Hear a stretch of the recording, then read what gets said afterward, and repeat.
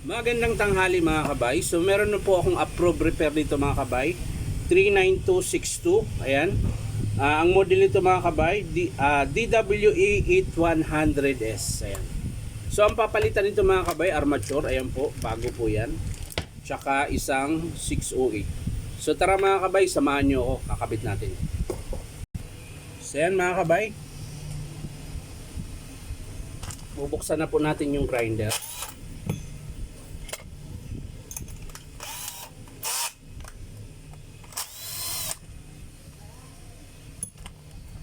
So ito yung in-estimate ko nung nakaraang araw mga kabay. In-upload na po siya ng customer. So kakabitan po natin ngayon ng armature. So bago natin hugutin yung armature mga kabay, kakalasin muna natin yung carbon brush para hindi po siya maipit or maputol. So yan na mga kabay. Ayan. So ito yung bagong armature niya mga kabay. Ayan, may kasama na rin po siyang bearing sa likuran, 608, 607 tsaka sleeve. So hindi na natin kailangang ilipat to. Ang ilipat na lang natin yung pinaka flange niya, flange na plastic ito. Lilipat natin dito mga kabay.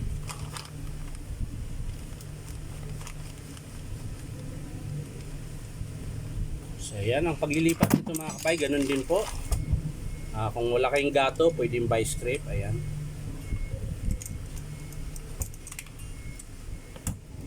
Tapos kakalasin natin yung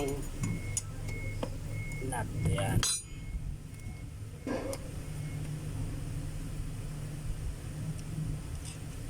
So yan mga kabay, madali lang naman po magkabit. Ayan. Huwag nilang kalimutan yung washer na to na manipis. Ayan. Tapos ito yung flange niya na plastic, tapos yung 608 na bearing.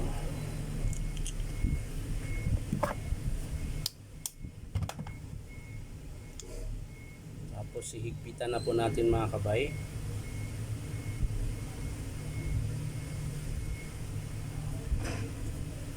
Ayan. Tapos ipitin natin ng vice grip. Yung tamang-tama lang mga kabay kasi bago ito. Baka madali yung pinakabakal niya, mapitpit at tamaan yung winding. So yung tamang-tama lang talaga mga kabay, sakto lang. Yan. So yan na mga kabay, kabit na po natin yung bagong armature at yung 608 na bearing. So isasalpak na po natin yan mga kabay. Ayan. Sasalpak po natin yung armature, tapos yung gearbox. Ayan. Tapos lagay na natin yung screw mga kabay.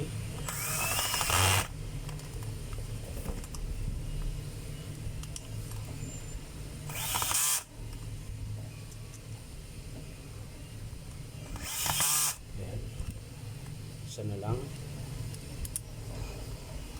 Ayan. Tapos syempre yung carbon mga kabay. Balik natin yung carbon mga kabay. So sungkitin nyo lang ng flat na maliit yung spring para hindi kayo mahirapan. Tapos kabit nyo yung carbon at balik nyo yung spring. Ayan. Ganon din po sa kabila mga kabay. So sungkitin nyo rin. Ayan. Tapos lagay yung carbon brush. Tapos spring. Balik yung terminal. Ayan, so okay na mga kabay. So bago natin sara mga kabay, testing muna natin. So ayan mga kabay, nakasaksak na po, testing muna natin.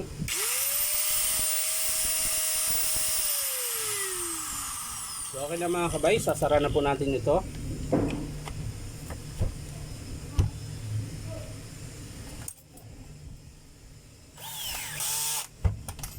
So ayan mga kabay.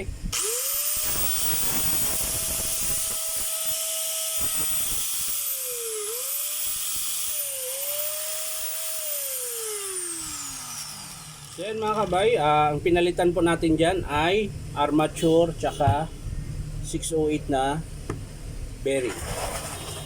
So ang presyo pala niyan mga kabay, yung armature, pag bibili kayo nito na model na DWE 8100S, Ang presyo po niyan mga kabay is 1,350. Kaya naging 1,350 yan mga kabay, gawa nung may kasama siyang bearing sa likuran.